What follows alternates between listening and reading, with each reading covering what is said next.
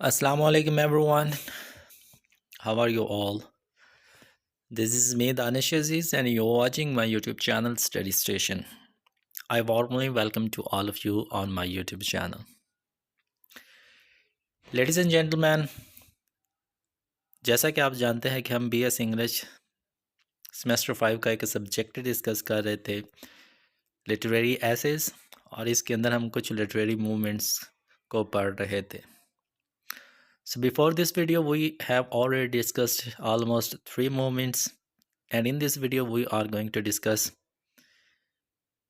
our literary movement number 4, which is Romanticism. In this video we will discuss in detail about the Romanticism. However, इस video के अंदर हम romanticism के बारे में डिटेल से डिस्कस करेंगे कि ये मूवमेंट किस लिए एग्जिस्ट करती थी और ये क्यों आई थी. So let's get started. पहले तो जी हम देख लेते हैं कि रोमांटिसिज्म होता क्या है. It is a literary, artistic and intellectual movement.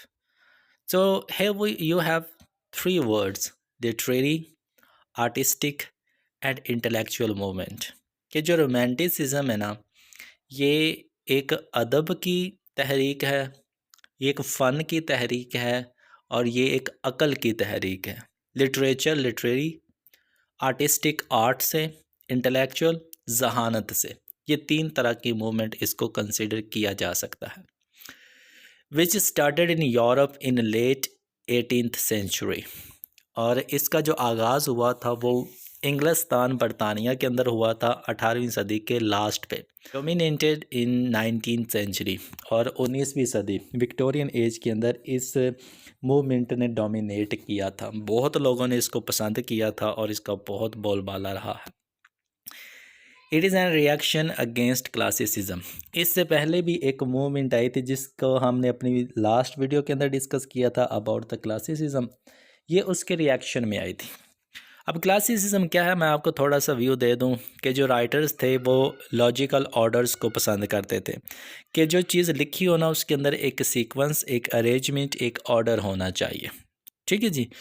तो जो उसके बाद मूवमेंट आई वो रोमांटिसिज्म आई. रोमांटिसिज्म उसके रिएक्शन में थी. जो रोमांटिक पोइट्स हैं, रोमांटिक राइटर्स हैं, उन्होंने क्लासिसिज्म को निगेट किया था, उससे डिसएग्री किए थे और उसके रिस्पांस में, उसके रिएक्शन में उन्होंने ये वाली मूवमेंट दी थी. That is why it is known as it is an reaction against classicism. अब रोमांटिसिज्म का काम क्या होता है? Romanticism focuses on emotions, imagination and individuality. ठीक है जी. तो जो आपकी रोमांटिसिज्म होती है ना, ये इम्पर्सनल नहीं होती, ये पर्सनल चीज़ को लेके चलती है. आपके अंदर जो फीलिंग्स, इमोशंस, इमेजिनेशन, ये चीज़ें पाई जाती है ना, रोमांटिसिज्म उसको फॉलो करते हैं कि भाई एक इंसान का अपना पर्सनल व्यू होता है. जिस चीज़ को मैं देख रहा हूँ उस हिसाब से आप उस चीज़ को नहीं देख सकते. तो जो इंसान का इनर व्यू है, इंसान की जो इंडिविजुअलिटी है, इमेजिनेशन है, वो मैटर करते हैं. रोमांटिसिज्म ये कहते थे, लेकिन क्लासिसिज्म इसके अगेंस्ट हुआ करते थे. वो अपनी राइटिंग के अंदर इम्पर्सनल चीज़ों को दिखाते थे और ये अपनी राइटिंग के अंदर पर्सनल चीज़ों को दिखाते हैं. Emotions are more powerful. Literature work is not only to give moral lessons but to explore human inner emotion. ठीक है, ये बहुत गहरी बात की गई है कि जो इमोशंस होते हैं, इंसानी जज्बात होते हैं, उनके अंदर बड़ी ज़्यादा ताकत होती है.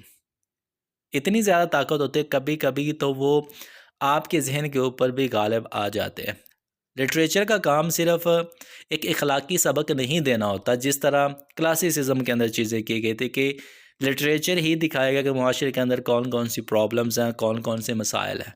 रोमांटिक्स ने कहा कि लिटरेचर का सिर्फ यही काम नहीं कि वो एक मुआशरे को सुधारे. रोमांटिक्स ये भी कहते हैं कि मुआशरे के अंदर जो रहने वाले लोग हैं वो फितरत को भी देखें, वो ख़ुद को भी देखें, वो ख़ुद को भी जज करें, अपने इनर इमोशंस की तरफ भी जाए. ये रोमांटिसिज्म के जो मूवमेंट थे के लोग थे वो ये कहा करते थे. Now it's time to discuss about the background of romanticism. अब रोमांटिसिज्म रातों रात ही नहीं आया. कोई भी मूवमेंट लानी होगी उसके पीछे कई साल होते हैं, कई सालों की मेहनत होती है, आफ्टर दैट समथिंग हैपन्स, उसके बाद ही कुछ होता है। तो इसी तरह रोमांटिसिज्म की बात करें तो इसके पीछे, इस मूवमेंट के पीछे आपको 3 तरह की रीजंस मिलेंगी, 3 तरह के रेफरेंसेस मिलेंगी जिनकी बेस में रोमांटिसिज्म आई थी। Number 1 about the French revolution, number 2 about the industrial revolution, and number 3 about the disappointment from reason and science. ये 3 तरह की रीजंस मिलती है जी हमें।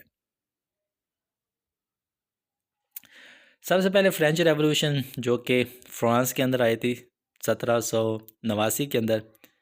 इस मूवमेंट ने भी रोमांटिसिज्म, इस रेवोल्यूशन ने भी रोमांटिसिज्म को बहुत ज़्यादा अहमियत दी थी।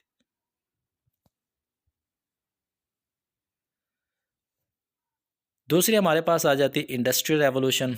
जब मॉडर्न एज की तरफ दुनिया रुख कर रही थी तो फैक्ट्रीज है मेड ह्यूमन लाइफ मैकेनिकल, कि हर एक बंदा सनत की तरफ जा रहा था, हर एक बंदा फैक्ट्रीज मिल्स की तरफ जा रहा था। तो इस नई चीज़ ने ना इंसानी ज़िंदगी को मैकेनिकल बना दिया था, एक मशीन बना दिया था। इंसान के पास अपनी ज़ात को एक्सप्लोर करने के लिए वक़्त ही नहीं होता था।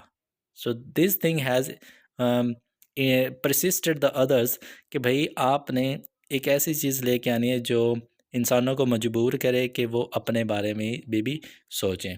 तो ये वो मूवमेंट थी जिसने इंडस्ट्रियल रेवोल्यूशन की बेस पे लोगों के अंदर इनर थॉट्स लेके आई थी। And the last one, disappointment from reason and science. Age of enlightenment had considered reason everything. अब इससे पीछे की जो एज थी, तो एज ऑफ रीज़न, एनलाइटमेंट भी उसको कहते हैं, उसके अंदर रीज़न को बहुत ज़्यादा अहमियत दी जाती थी। लेकिन उसके रिएक्शन में ये है कि रीज़न ही सब कुछ नहीं होता, रीज़न के ऊपर भी कुछ चीज़ें होती है, रीज़न के बियॉन्ड भी कुछ चीज़ें पाई जाती हैं, आप फील करके भी चीज़ों को एक्सप्लोर कर सकते हो। So these are the 3 basic historical backgrounds of romanticism. ये 3 वजूहात थी जिसकी बेस पे रोमांटिसिज्म आए थे। जी, अब एग्जांपल ले लें रोमांटिसिज्म की। There is a famous example, it is not only meant by love and romance but it is attitude of mind. अब जब हम रोमांटिसिज्म की बात करते हैं तो हमारे ज़हन में वो रोमांस आएगा, लव आएगा, अफेक्शन आएगी। ठीक है, ऐसी बातें भी होती है, लेकिन ये जो लव और अफेक्शन और रोमांस है ना, it is related to nature. ये नेचर से, फितरत से रिलेटेड है। ये जिस तरह एक इंसान का इंसान से होता है वो वैसा नहीं है। ठीक है जी, but it is attitude of mind. लेकिन ये एक जहन का एटीट्यूड भी होता है कि आप एक चीज़ को किस तरह से देखते हो। How, according to Wordsworth. अब एक पोइट था, रोमांटिक पोइट विलियम वर्ड्सवर्थ, वो क्या कहता था, poetry spontaneous overflow of powerful feeling. कि जो शायरी होती है ना, वो एक लगातार फ़्लो होता है, स्पॉन्टेनियस फ़्लो होता है, हमें नहीं पता चलता कि वो किस तरह से आ रहा है। और इसके अंदर जो फ़्लो होता है ना, वो फीलिंग्स का होता है, और जो फीलिंग्स होती है ना वो बहुत ही ताकतवर होती है। कि शायरी जो होती है ना, शायरी करना चाहते हैं तो उसके अंदर आपकी फीलिंग्स बहुत पावरफुल होनी चाहिए, तभी आप शायरी कर सकते हैं। ठीक है जी, तो ये एक छोटा सा टॉपिक था, लेकिन इस टॉपिक को कंप्लीट करने से पहले you must know about some features. आपको इस मूवमेंट के कुछ फीचर्स के बारे में पता होना चाहिए, खसूसियात कौन कौन सी हैं। तो इसके अंदर 3 से 4 तरह की खसूसियात पाई जाएंगी। Number 1 love for nature, number 2 individualism, number 3 revolt against rules, and number 4 common man as a hero. ये कुछ फीचर्स थे जी इस मूवमेंट के। इन फीचर्स को भी आपने जहन में रखना है। सो इंशाल्लाह we will see you in our next video. तब तक के लिए thank you so much, have a nice day to all of you.